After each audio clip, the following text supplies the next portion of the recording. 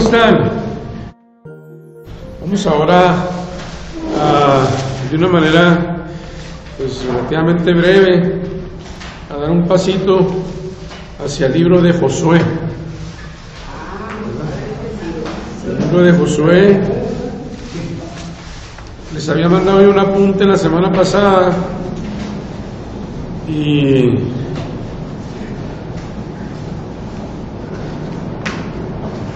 entonces y primero les di un apunte de Deuteronomio, después Josué. Vamos a ver muy brevemente Jueces, ya regresando. Y de tal manera que nos vaya abriendo, ¿no?, el panorama. Josué, es un libro muy bonito, pero magnificado, ¿verdad?, idealizado, con una razón muy concreta. Ya tenemos el trasfondo de la historia deuteronomista, del contexto en que se escribe, pero es muy bonito, pues empezando con el nombre. Se supone que Josué es sucesor de Moisés, y es el mismo nombre de Jesús, nomás que Josué en hebreo, que significa Dios que salva, y Jesús en arameo. Siempre me confundo, no sé si así o al revés, pero Josué y Jesús tienen una relación muy estrecha etimológicamente, ¿no? Ya desde el Pentateuco se cita a Josué, ¿verdad? Si nos vamos al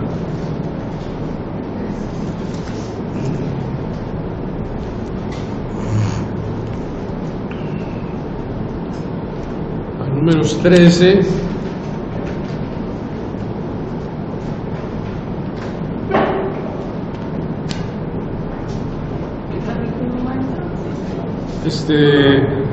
decía yo que si nos vamos a Números, el libro de Números, capítulo 13, de 8 a 16, ahí aparece pues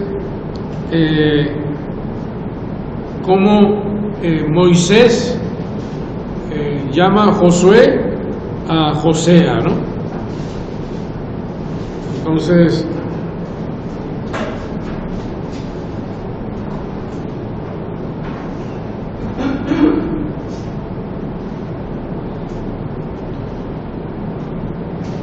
y pues vean ustedes, bueno, aquí podemos sacar muchos datos. Hay un libro muy bonito, empezando con su título, que es un comentario al libro de Josué, y el libro se llama El don de una conquista. El don de una conquista. Es un libro muy antiguo, yo creo que ya no existe, digo, ya está agotado seguramente. De un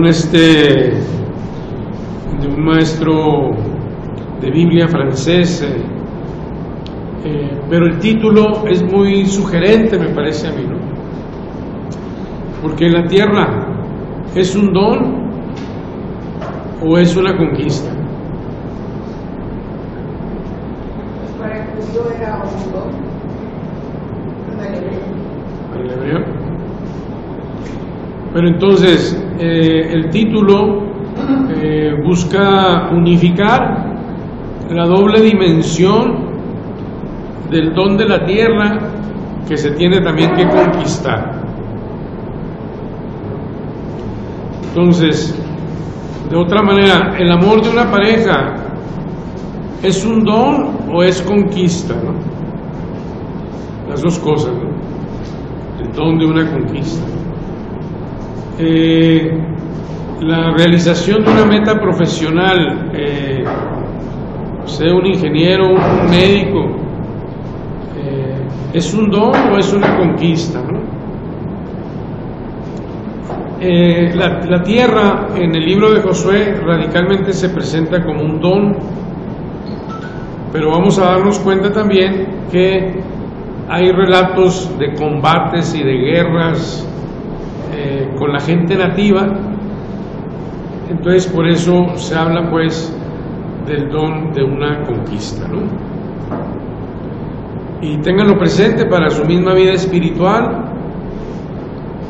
Insisto, es un título muy sugerente porque, bueno, permanecer en ciertos propósitos para el cristiano es don o es una conquista, ¿no? Jesús dice: nadie viene a mí si mi Padre no lo atrae. Pero también en otra parte dice: quien quiera venir detrás conmigo, tome su cruz y venga detrás de mí, ¿no? Pues quiere decir que, pues realmente, radicalmente es un don si mi Padre no lo atrae, ¿no? O nadie va al Padre si no es por mí, dice Jesús. Pero en otra parte nos presentará esta dimensión del esfuerzo, de la entrega, del compromiso. Entonces, ¿cómo conciliar ambas cosas, ¿no? Es importante, ¿no? Es importante, y por eso se me hace muy bonito el título, porque nos habla, pues la vida espiritual es don y es conquista. Ser buenos padres de familia es don y es conquista. Ser un buen sacerdote es un don y es una conquista.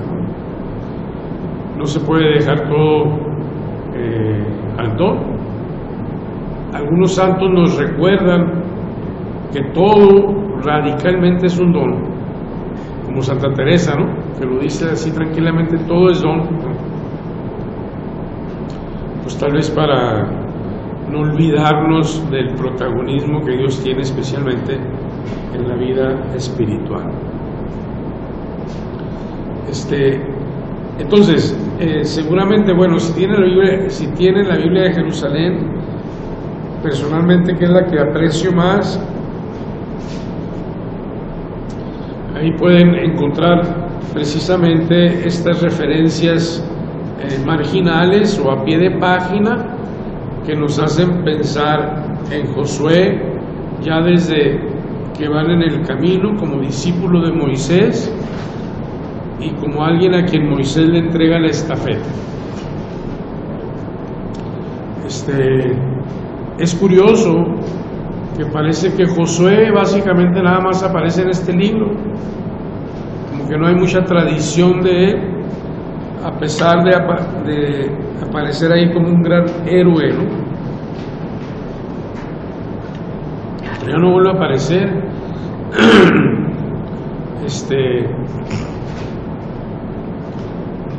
Entonces, pues ahí nos damos cuenta de que hay tradiciones tal vez que por alguna razón subsisten más que otras, ¿verdad? Entonces, hay un apunte que yo les mandé, que quisiera retomarlo.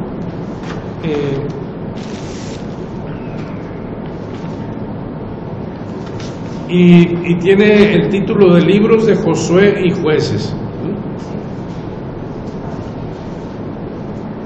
Pues me detengo en el primer libro, Josué, en la segunda página. Me gusta mucho cómo este autor sitúa el libro de Josué en el contexto de la historia deuteronomista.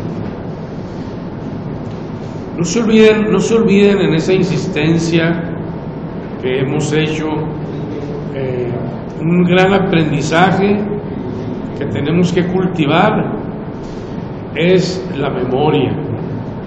La memoria. Dicen que un pueblo que pierde la memoria, que no la cultiva, pues es un pueblo sin futuro.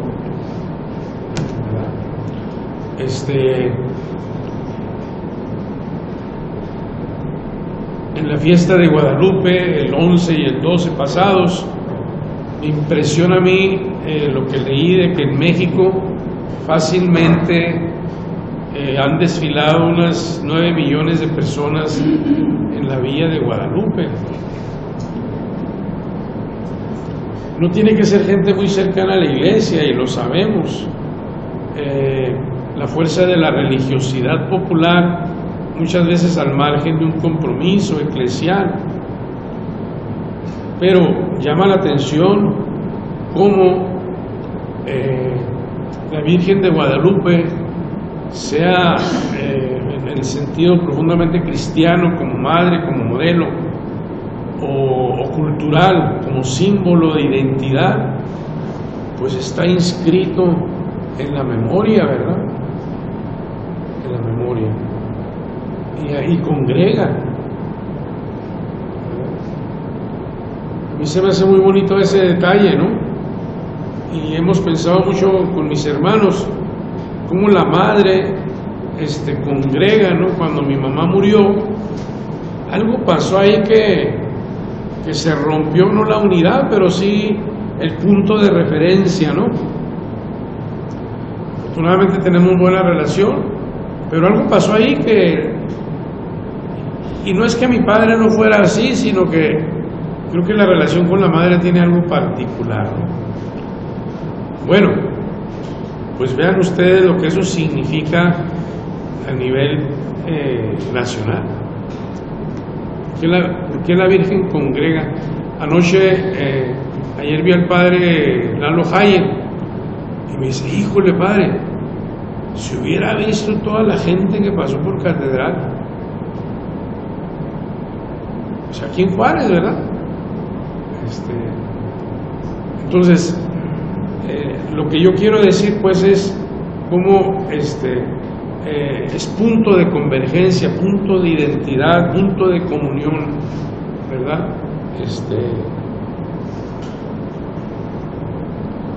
En este caso la Virgen María. Y entonces también en el libro de Josué vamos a encontrar con puntos que hacen converger, hacen unirse, encontrarse, ¿verdad? Bueno, estoy en la segunda página de este apunte y de entrada dice el autor: conviene recordar que la historia bíblica no es una crónica aséptica, como una crónica pura, ¿no? Ni una narración neutral. Es una lectura profética y teológica de la vida. Entonces tenemos el trasfondo del exilio, de la infidelidad del pueblo, etcétera, ¿no? Entonces un primer tema del libro de Josué, ¿verdad?, que como ustedes pueden ver, básicamente tiene una división en dos partes. La primera parte, hasta el capítulo 12, es la conquista. Y la segunda parte es la distribución de la tierra.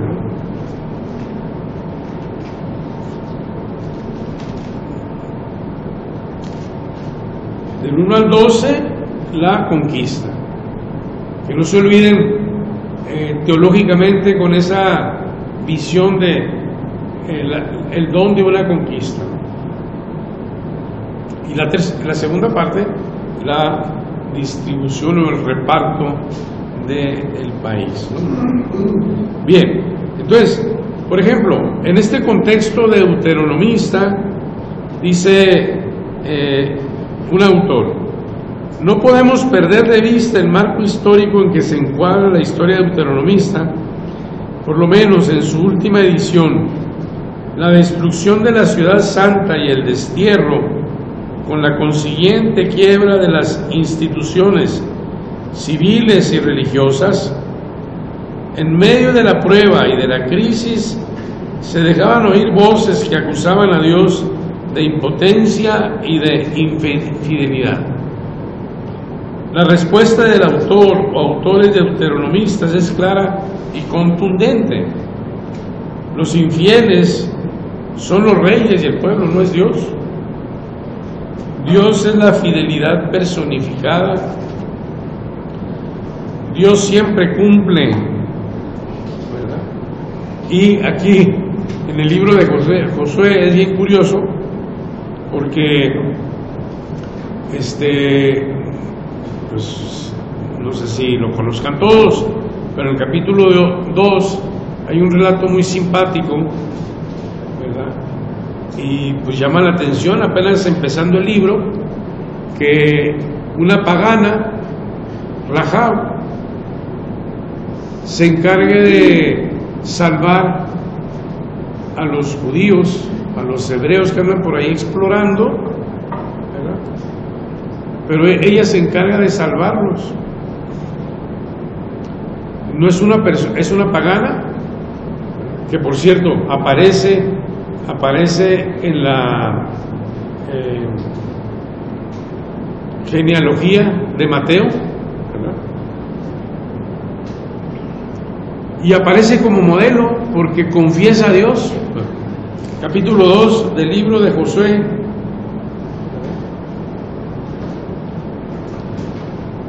Y en el capítulo 2, verso 8 dice: todavía ellos no se habían acostado cuando Rahab subió al terrado donde ellos y les dijo: ya sé que Yahvé os ha dado esta tierra, que los habéis aterrorizado y que todos los habitantes de esta región han temblado ante vosotros, porque nos hemos enterado de cómo Yahvé secó las aguas del mar de Suf delante de vosotros a vuestra salida de Egipto, y lo que habéis hecho con los dos reyes amorreos, etcétera, etcétera.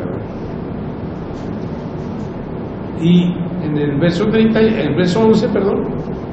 11 dice: al oírlo ha desfallecido nuestro corazón y no se encuentra ya nadie con aliento a vuestra llegada, porque Yahvé, vuestro Dios, es Dios arriba en los cielos y abajo en la tierra.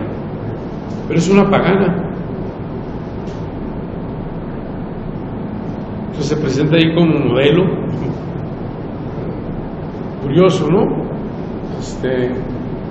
Van a entrar a una tierra de paganos y así de entrada es una pagana quien confiesa su fe, ¿verdad?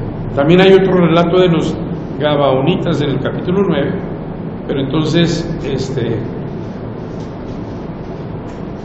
¿qué podemos pensar aquí?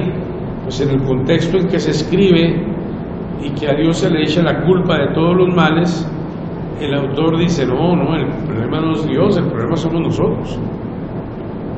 Es más, en el pasado hasta los paganos confesaban,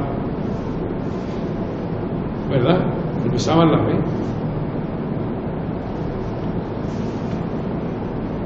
Entonces ahí está la fidelidad de Dios, que es única, inquebrantable, ¿no? Segundo tema, la tierra. La tierra es el eje central en torno al cual se vertebra todo el libro de Josué. La tierra. La primera parte es la historia de la conquista de la tierra. La segunda se dedica a narrar el reparto de la tierra conquistada. La tierra entra en el libro de Josué más como dimensión teológica que como espacio geográfico. Nótese aquí, es un terreno físico, pero se subraya más el tema de la gratuidad de Dios, el don. La tierra entra en el libro de Josué más como dimensión teológica, Lo que más resalta es la tierra como don gratuito de Dios, como cumplimiento de la promesa tantas veces repetida en los padres. Los patriarcas son los beneficiarios de la promesa. Vivieron ya en la tierra, pero solo como peregrinos. Y Moisés está entre la promesa y el cumplimiento. Josué significa el cumplimiento o toma de posesión de la tierra y la divide entre las tribus. Entonces la tierra como un don, como un regalo, como una conquista. La tierra definitivamente algo favorable al pueblo que se encuentra sin tierra.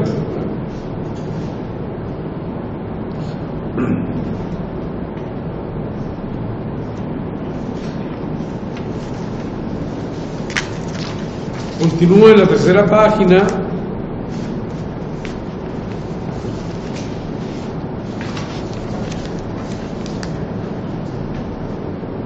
El dogma de la gracia y la gratuidad de los dones de Dios es uno de los principios teológicos sobre los que pivota toda la historia deuteronomista, ¿no? El libro de Josué no es tanto la proclamación teológica de la donación gratuita y graciosa de la tierra, cuanto la manifestación y escenificación práctica de esa donación. Es un libro teológico. Entonces, no tengan miedo, pues si ya lo leyeron se darán cuenta, si no, pues vale la pena. Pero por ejemplo, ¿no les llama la atención que Dios acompaña a su pueblo y vence, y el pueblo elegido vence a los pueblos enemigos? Pero si están en su tierra,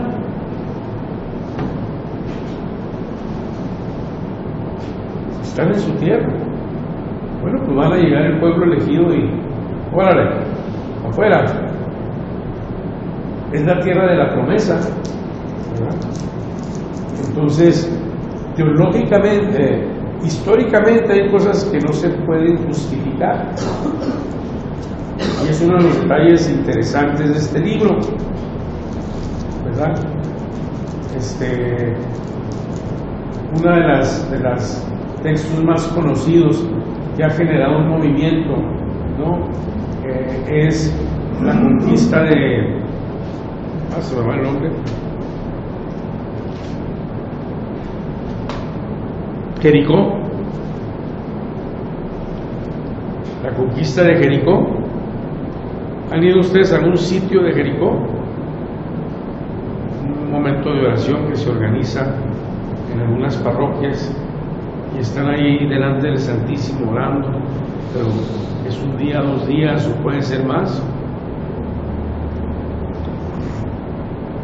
Y entonces Jericó es una ciudad antiquísima.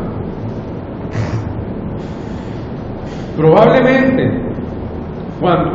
espero no confundir, si no me dicen, probablemente cuando llegan los hebreos y nos narran aquí esto, es decir, volvemos atrás al tiempo de Moisés y de Josué, probablemente esta tierra ya no existía.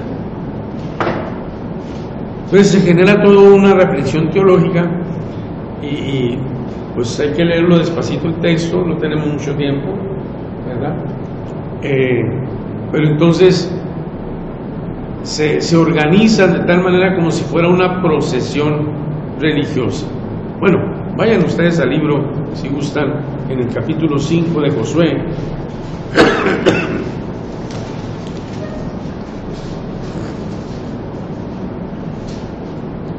Y permítame que leamos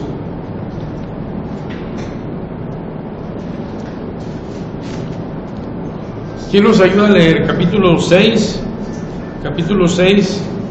verso 1 en adelante.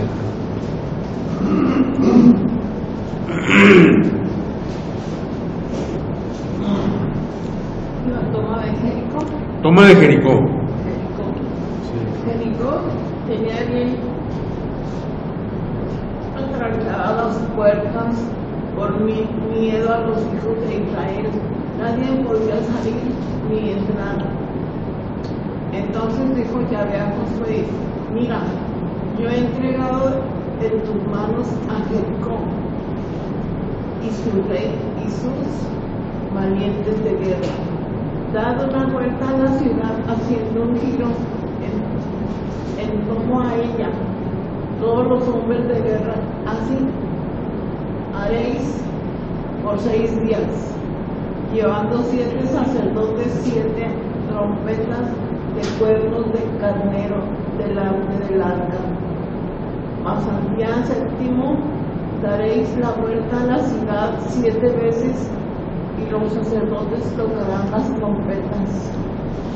Y cuando ellos saquen del cuerno del carnero sonidos más continuados, y vosotros oigáis su sonido, todo el pueblo gritará con grande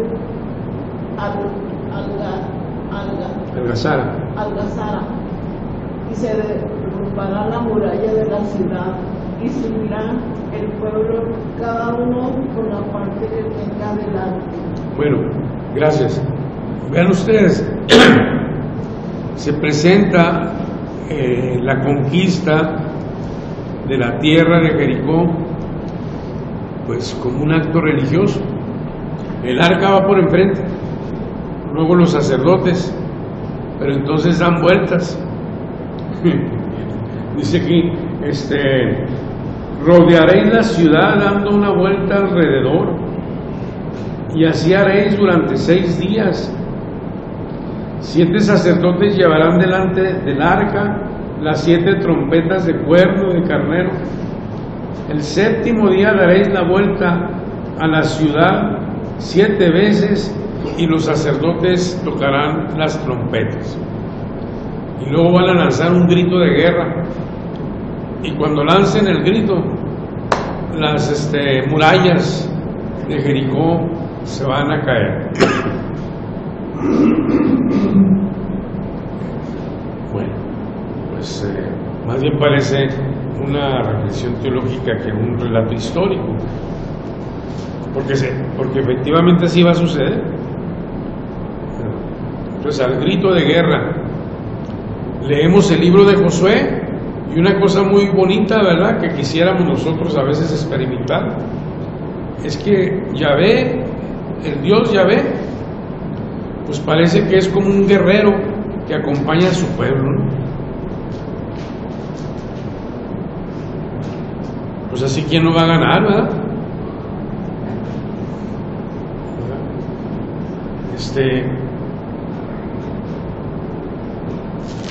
Dice por ahí,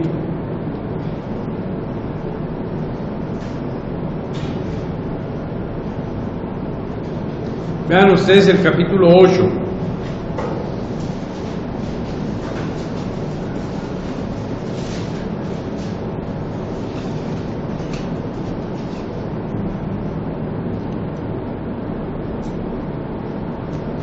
Capítulo 8. Yahvé dijo en verso 1. Yahvé dijo entonces a Josué: no tengas miedo ni te asustes, toma contigo a toda la gente de armas, levántate y ataca a Ai, pues entrego en tus manos al rey de Ai, a su pueblo, su ciudad y su territorio. Harás con Ai y con su rey lo que has hecho con Jericó y con su rey. Pero después lo simpático es capítulo 10. Capítulo 10, verso 6. Los gabaonitas mandaron a decir a Josué al campamento de Gilgal: no dejes solos a tus siervos, sube a prisa donde nosotros, sálvanos y socórrenos, porque se han aliado contra nosotros todos los reyes y amorreos que habitan en la montaña. Josué subió de Gilgal con toda la gente de guerra y todos los guerreros valientes. Y Yahvé le dijo a Josué: no les temas, porque yo los he puesto en tus manos.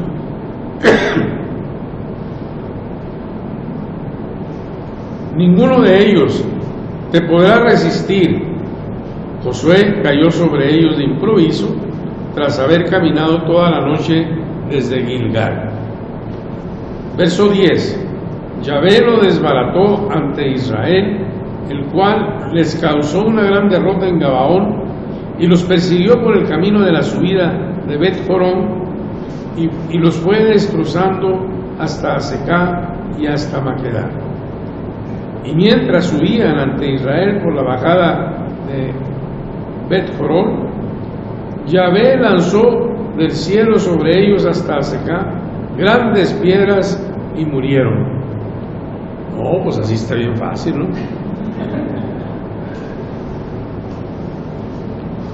¿Por qué no les mandas unas piedritas a estos criminales, Señor, tan violentos, ¿no? Que a veces mí me han dicho, ¿por qué Dios no interviene y no se muere otra gente y los responsables no? Pues un detalle muy... Cáncer, ¿Perdón? o cuando menos que les dé cáncer. Cuando menos que les dé cáncer. Pues un detalle tal vez nos parece exagerado, pero muy bonito, ¿verdad? O sea, muy bonito porque nos damos cuenta que Yahvé, ¿verdad? Acompaña muy de cerca a su pueblo, lo defiende,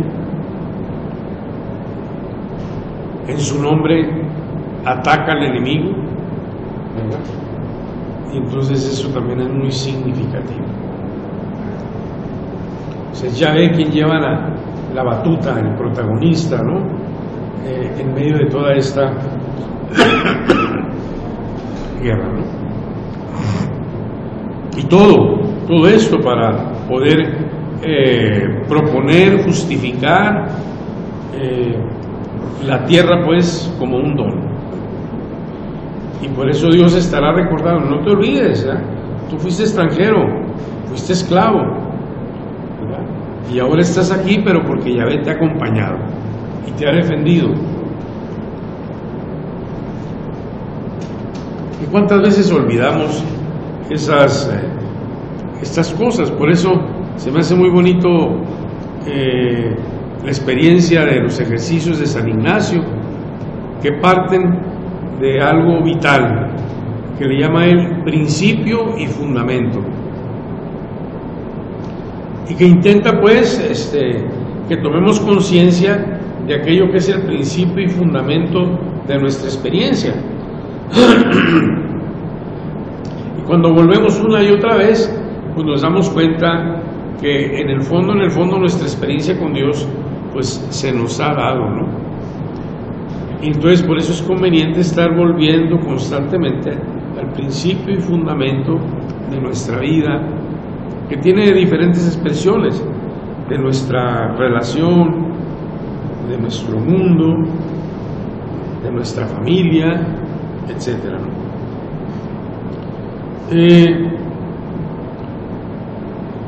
Estoy en la página 3, ¿verdad? Sí. Sí. Página 3. Y como dice aquí, el libro de Josué no es tanto la proclamación teológica de la donación gratuita y graciosa de la tierra, cuanto la manifestación y escenificación práctica de esa donación. Un tema muy afín a la tierra es el del descanso, como término de llegada después de la salida de Egipto y la travesía del desierto. Apenas todavía estamos en el comienzo de ese... permítanme. Sí, Shelly. Pues estoy en clase de Biblia, hija. A las 10:30. ¿Ya estás ahí?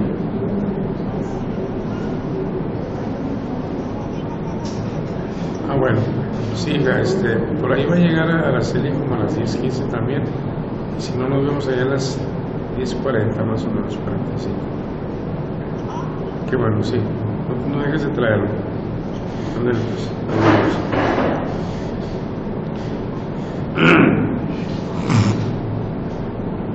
Entonces, es también muy bonito este término teológicamente, el del descanso, que no habla solamente de una tierra, perdón, del don de la tierra que nos va a conceder el descanso para poder finalmente contar con una propiedad.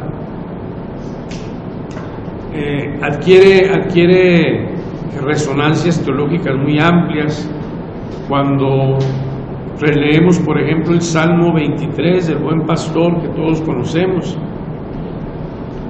de que el Señor nos conduce hacia pastos verdes, ¿verdad? En Entonces el Señor nos conduce a su presencia, ¿no? Y es su presencia la que le permite al creyente, al pueblo, reposar, pero en un sentido mucho más amplio, que se convierte en sinónimo del descanso incluso hasta después de la muerte. El descanso escatológico, estar en la presencia de Dios, ¿no? Lo vemos, por ejemplo, en el capítulo 4 del libro, de la carta a los Hebreos.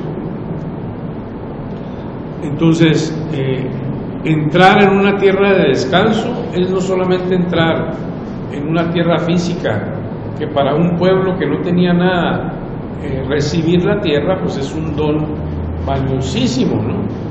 Un don valiosísimo. Pero más bien es entrar en la presencia de Dios, porque Dios es el dador de este don, y es el que se hace presente a este pueblo y que lo ha acompañado. Pues vean ustedes, las maneras a lo mejor nos parecen muy ¿cómo se dice la palabra? Se me fue. Son muy plásticas, pero muy rústicas, iba a decir, rústicas, ¿no? Que Dios ande peleando por su pueblo no es únicamente que fortalezca a Josué, que fortalezca al guerrero, etcétera. No, sino que él también participa desde el cielo tirando piedras. Alguna gente ingenuamente dirá: oiga, padre, ¿de veras esto es cierto? Me explico, pero ahí es donde podemos ver que el autor no tiene reserva, pudor, digamos, para magnificar las cosas y dejarnos una enseñanza. Si tú eres obediente a Dios y su ley, Dios va a ser fiel, incluso va a intervenir por ti, te va a defender, como dicen algunos salmos, ¿no? Es Dios mi guerrero, ¿no? Mi defensor. ¿Se acuerdan ustedes? No recuerdo si es ¿qué salmo es ese, ¿verdad? Seguro defensor en el peligro, dice.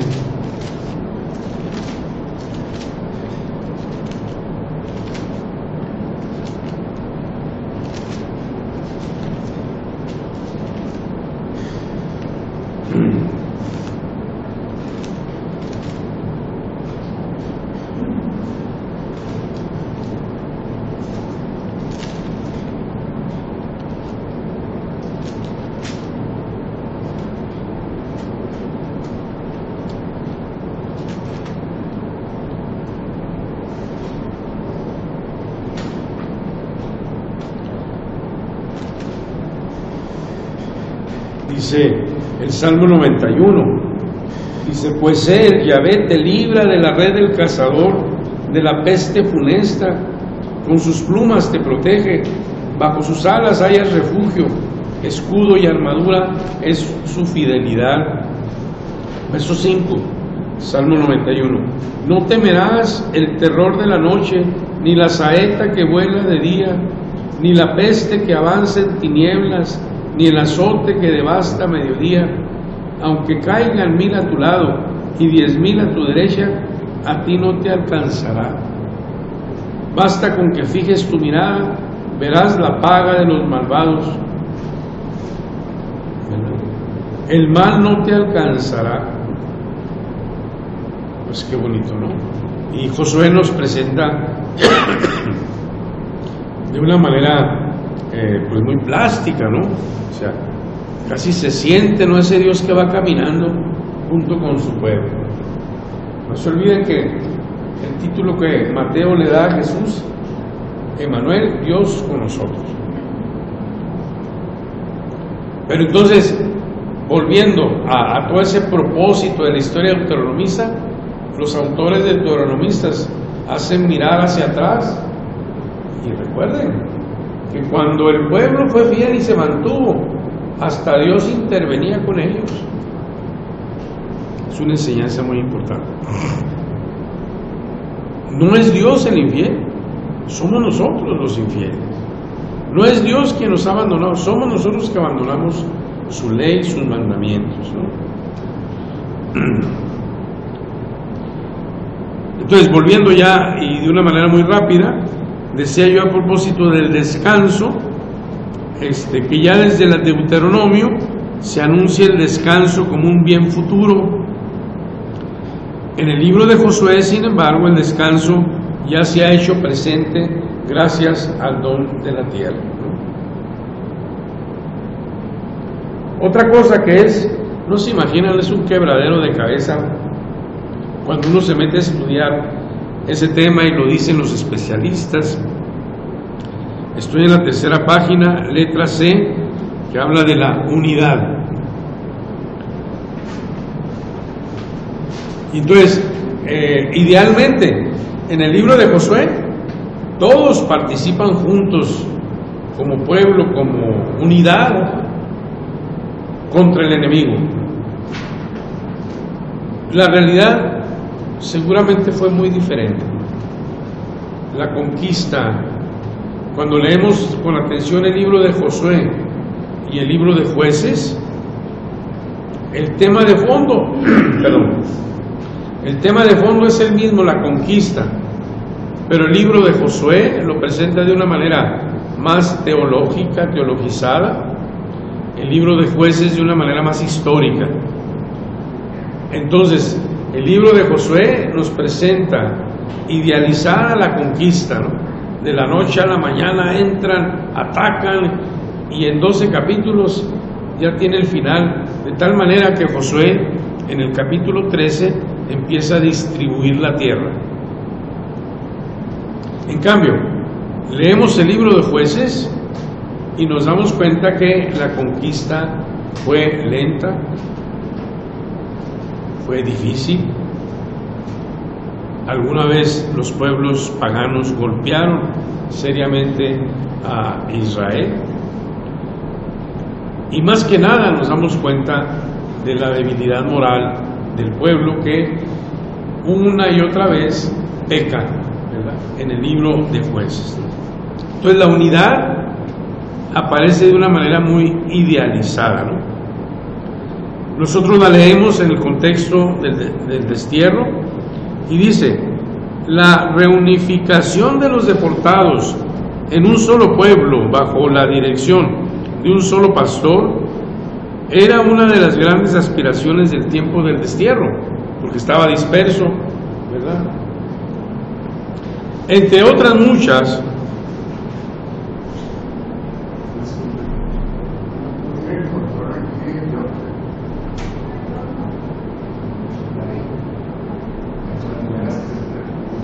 ¿el control de qué?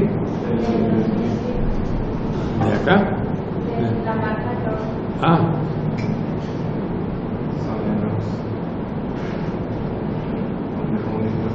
Es diferente, ¿verdad? ¿No?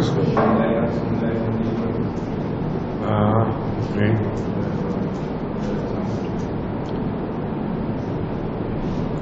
Entonces esto que el profeta idealiza, viendo que habrá un día en que habrá un pastor, serán congregados todas el pueblo, pues se lee en el contexto de un pueblo disperso, ¿verdad?, de un pueblo disperso, de un pueblo que necesita unidad, y es como una catequesis, ¿no?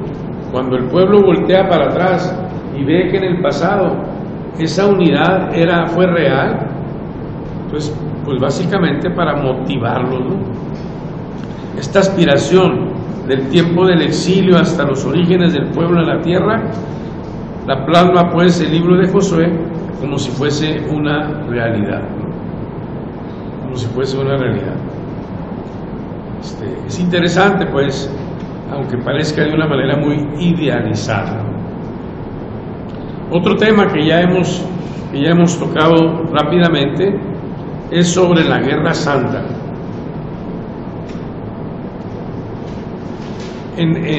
A veces se hace referencia al libro de las guerras de Yahvé, pero que no es otra cosa, tal vez es un libro que se extravió, lo cita el autor especialmente en el libro de Números, y tal vez es un libro que se extravió, pero de nuevo, lo que ya decíamos hace un momento, es Dios que pelea con su pueblo. ¿Verdad? Es Dios que está de parte de su pueblo.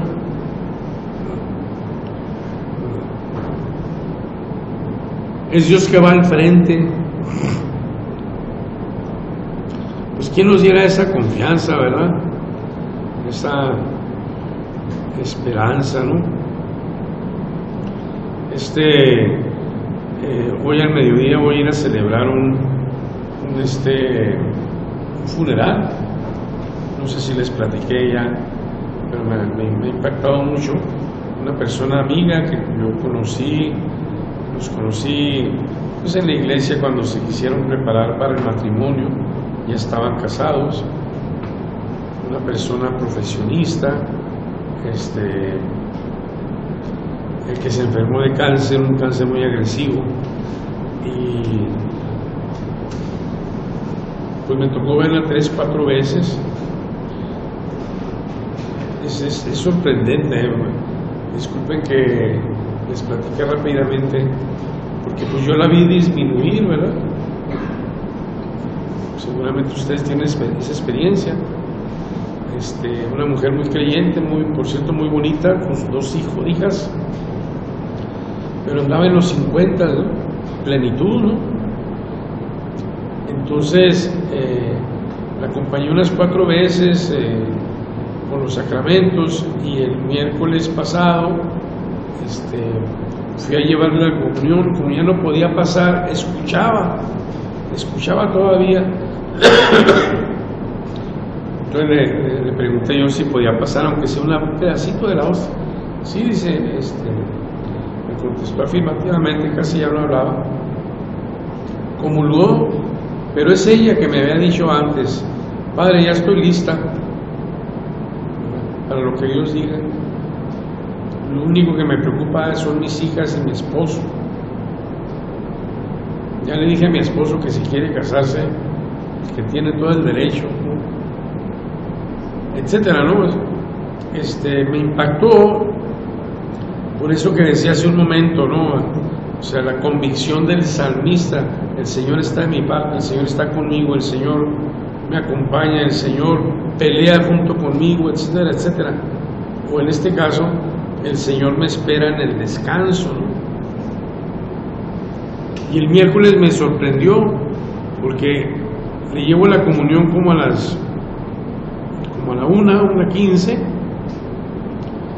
y hagan de cuenta, 1 hora después me habla el Señor para decirme que ya había terminado.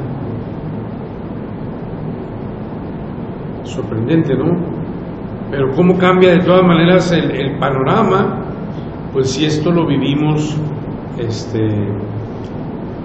la fe, o con esa sensación de que aunque pues nos preocupan muchas cosas, sin embargo Dios está ahí, como dirá el Salmo, como seguro defensor en el peligro. Y esta es una imagen pues muy bonita que nos presenta el libro de Josué. No solamente Dios acompaña a su pueblo, sino que lo acompaña de tal manera, ¿verdad?, que es guerrero junto con él, ¿no? Pelea a su lado y vence a su lado, como lo veíamos hace un momento. Entonces, pues qué bonito si se nos diera esa convicción, ¿verdad?, esa manera de ver a Dios. Sí, Carlos. Son las mismas experiencias que tienen también los santos, ¿no?, cuando al momento de morir, donde hacían, o sea, ya estar para el Señor, ahora que se pasó la muerte de Carlos, pero yo pienso como que es tanto la convicción que hay de la fe y la actuación de las personas, más aparte yo creo que la misma gracia y ilusión de Dios hacia caminos a la santidad, lo que hacen las personas tener ese sentimiento y esa convicción dentro de su alma y su corazón. ¿Conoces algún santo? Pues siempre siempre me ha impresionado Teresita de Jesús. O sea, Teresita de Jesús, su biografía, no fue una muerte fácil porque tenía lo que diríamos hoy creo que la tuberculosis. Entonces al final de su vida está escupiendo mucha sangre y es doloroso. Pero entonces ella, en medio de todo esto, pues parece contemplar a Jesús y le dice: ven ya, esposo mío, ven ya, ¿no? Entonces, pues como les digo, o sea que la muerte a todos nos causa temor, ¿verdad? Pero Doralicia se llama mi amiga, que haya dicho esto, la conocen. Doralicia Rodríguez era abogada, una persona finísima, y pues ya ven ustedes, el cáncer no tiene distinción, ¿no? O esta Teresita de Jesús, ¿no? Carlos de Foucault es un santo francés que murió en el norte de Argelia, y él, sin saber, aunque ya lo intuía, habla de su martirio y se ofrece. Entonces unos guerrilleros contrarios en su tiempo, pues Argelia era una colonia francesa, entonces lo traiciona uno de los amigos y lo mata, él solo, hace en total soledad, pero entonces cuando encontraron el cuerpo, encontraron el relicario también que había caído de su pecho. Pero él habla de su martirio casi como si estuviera anticipando. Yo creo que les platiqué esta película de dioses y de hombres. El prior, el responsable, habla de su martirio porque ya lo siente, pero dice: ya desde entonces perdona a su agresor, ¿no? Y dice una cosa muy bella para mí, porque él fue un gran promotor del diálogo con los musulmanes. Allí al norte de Argelia no se puede hacer proselitismo católico, pero hay católicos, un 3-4%, y tienen una vida muy edificante estos monjes, porque tiene una relación muy cercana de amistad con los musulmanes.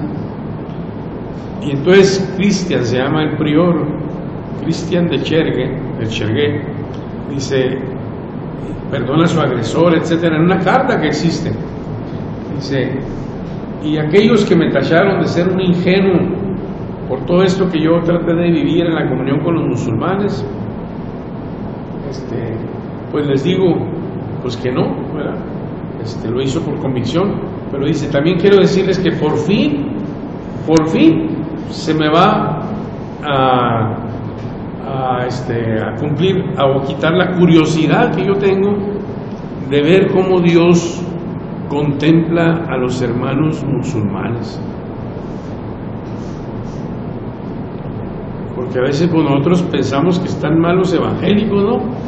Pues cómo esta gente no entiende, hombre, si es, creemos que están mal los musulmanes, no se diga cuando son muy radicales, pero la gente que ha conocido a los musulmanes serios, de tradición, como este padre Carlos de Foucault, pues han tenido relaciones de amistad muy profundas, ¿no? O sea, relaciones humanas, ¿no? Y entonces dice el padre: por fin se me va a terminar la curiosidad que yo tengo de saber cómo Dios contempla pues nuestro mundo, o Dios cómo contempla a los musulmanes, ¿no? A mis hermanos musulmanes. Pues será interesante, ¿verdad? Si pudiéramos entrar en esa comprensión y visión de cómo Dios contempla este mundo sufriente, podemos comprenderlo a la luz de Jesús, pero pues siguen ahí muchas preguntas, ¿no? Sí, Carlos. También hay esa película, ya la película para eso, termina siendo al principio estaba como que ellos deciden si se van a sociedad porque lo van a matar, pero ya al final tienen como una cena y ellos saben que ya se estaban preparando porque votaron para saber si se quedaban y era la sociedad que les era dada, pero obviamente pues les da la administración en la parte humana en una parte donde a uno los decapitan y ellos saben cuando ella es la última noche y se lloran de ellos porque se va y pero más queda un señor mayor que se esconde abajo de la cama y por allá dice al final de la película que fueron asesinados. Sí, les cortaron la cabeza. Pero entonces es esa experiencia profunda, teológica, de que Dios camina, ¿no? Y es un mensaje muy bonito que encontramos en el libro de Josué. No se olviden de este capítulo 10, verso 11, donde hasta Dios aparece lanzando piedras desde el cielo, ¿no?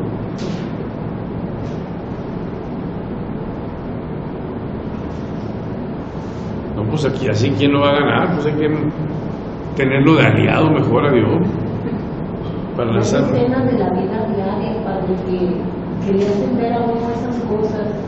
Miren, mi hijo ahorita está intrigado porque dice que, bueno, él dice, mamá, gracias a tus oraciones. Le digo, pues yo no sé. Están los carros esperando el semáforo. Mi hijo, que tiene acelerado, él apenas se enciende el verde y arranca. No pudo echar a andar el carro, se deja andar el otro y viene una troca y incluso se matan a las personas que venían en este carro. ¿En serio? Y lo dice mi hijo, mamá, no lo puedo creer, iba con sus dos hijos. A él le tocaba. A él le tocaba. Si se hubiera arrancado mi hijo, como se arranca siempre, pues a él le tocaba. Y le dice, explícamelo. Pues, ¿cómo qué te explico? Usted le dice, pues a ver si ya te alivianas, hombre. Digo, esa es una muestra de que no debes de ser tan acelerado, le digo, tranquilo. Digo, mira, fíjate, observa. Sí, hermano, mucha conciencia y ahorita que preguntaste acerca de la guerra de Jericó, que yo vi un video hace poquito, precisamente del mismo, de cuando el pueblo de Jericó se burlaba de los israelitas. ¿Cómo puede ser posible que tampoco nos vayan a hacer una guerra? Pero no sabía que el misterio de Dios sería mandar el ejército de sus ángeles. Siempre una guerra en la cual venció a Dios. Se me hace más interesante esta guerra que los conocimos. Pues siento más oportunidades de todo el reino de la palabra de Dios. Sí, muy bien, muy bien. Me impresiona eso que dice usted. Cualquier infancia. Muy bien. Dios actúa. Sí. Bueno, ojalá que aprendamos lecciones, ¿verdad? Porque también me platicó un amigo recientemente que su hijo pues es tomador, le gusta la tomada, y un día chocó de una manera horrible porque se fue a meter debajo de un camión urbano, ¿no? Pero iba bien tomado. Cuando van al hospital, pues tenían una serie de cosas y hasta les pidió perdón, etcétera, etcétera. Pues qué más enseñanza que eso, ¿ah? Pues nomás dejó un tiempo de tomar, pero ya después agarró confiancita, ¿verdad? Y a veces somos muy osados, ¿verdad? A veces somos muy arriesgados porque no creo que Dios vaya a permitirlo de nuevo, ¿no? No creo que, pero al mismo tiempo no ponemos los medios necesarios, ¿verdad? Bueno, aquí, como ustedes pueden ver, es ante todo una enseñanza muy valiosa, porque Dios pelea con su pueblo, Dios pelea por su pueblo, ¿verdad? Y esto pues hay que considerarlo, ¿no? Estoy en la última página, de este comentario de Josué, ¿verdad? Y dice: sin embargo, el libro de Josué nos anota que la victoria no marca el final de la guerra, ni tampoco su punto culminante. Esto llega con el Jerem, el anatema ejecutado sobre los vencidos y sobre sus bienes, como dedicación de todo el botín al único que es Señor de la victoria, a Dios. Esto nos puede desconcertar, pero conviene recordar que el Jerem no es la destrucción por la destrucción, sino tiene ante todo un sentido religioso. Y entonces los pueblos que conquistan hacen un botín con los bienes, pero se los ofrecen a Dios en el holocausto, ¿verdad? Entonces hay un capítulo en donde por ahí uno de los judíos, ¿verdad?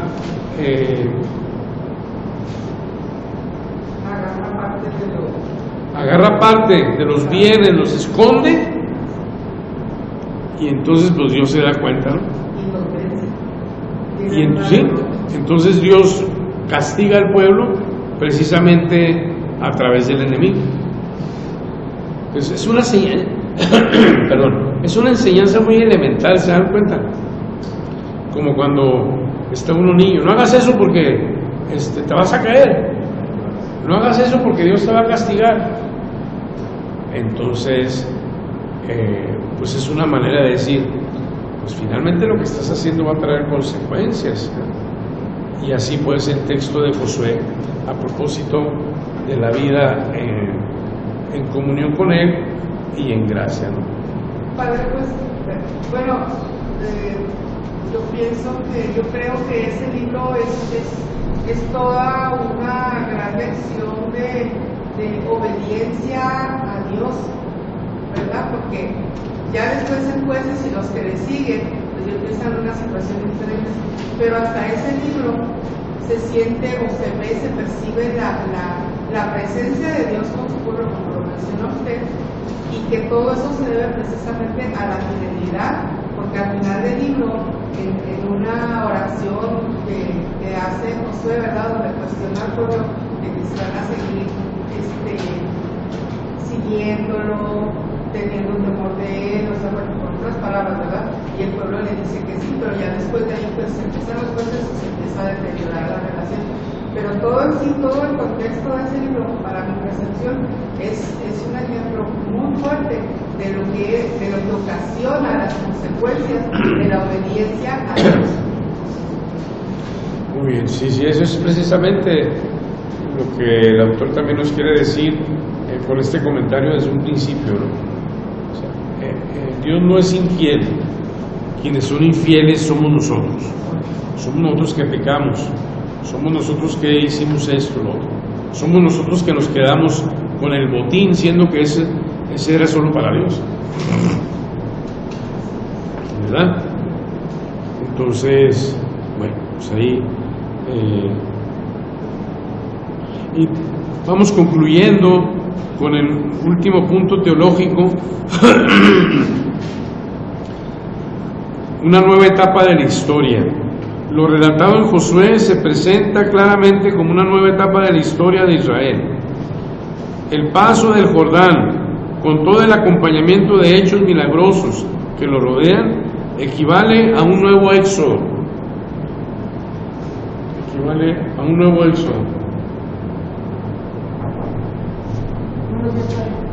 ¿Podemos promocionar los boletos de la pastorela? ¿Sí? Buenos días. Breve y conciso. Sí, estamos promocionando los boletos de la pastorela a 50 pesos, que se va a presentar mañana a las 7 de la tarde aquí en el auditorio. No sé si alguien le interese comprar de una vez. Igual en la librería hay venta de boletos y mañana, antes de ingresar, también va a haber venta de boletos. ¿Es una presentación? Sí, a ver cómo se genera así. ¿Alguien más? ¿A qué hora se inicia? A las 7 de la tarde. Gracias, buen día. Gracias, señor. Gracias. Después de misa de 6, Sí, pasan al teatro. ¿Aquí la misa es a las 6? Sí, del domingo. Sí. Bueno, entonces, lo relatado aquí en este libro de Josué se presenta claramente como una nueva etapa de la historia.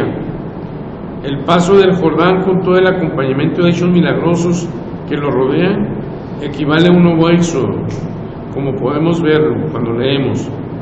Muere la generación del desierto y nace la generación de la tierra prometida, que empieza celebrando la circuncisión y la Pascua, como ritos pues muy profundos, el sentido de pertenencia, ¿verdad? Es la circuncisión y la Pascua, ¿no? De hecho, en el capítulo 5 cruzan el Jordán como si fuera un nuevo éxodo, ¿no? Cesa el maná y empiezan los alimentos de la nueva tierra. Se repite también la teofanía, la manifestación que se dio en el cerro del Sinaí. Entonces, según el deuteronomista, cada una de las etapas de la historia sagrada está asociada a una figura emblemática que representa y personifica el designio salvífico del Dios en cada uno de sus momentos. Abraham, Moisés, Josué, ¿verdad?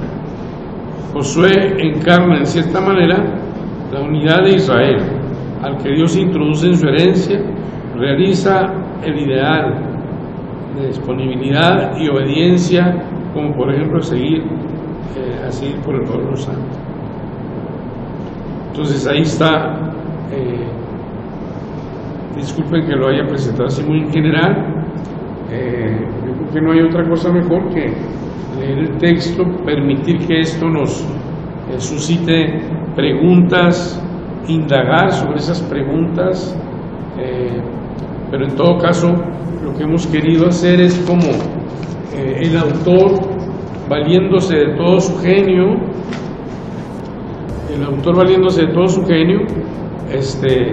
pues logra plasmar ahí la presencia de Dios que acompaña a su pueblo y que es el pueblo de alguna manera más bien el responsable de alejarse.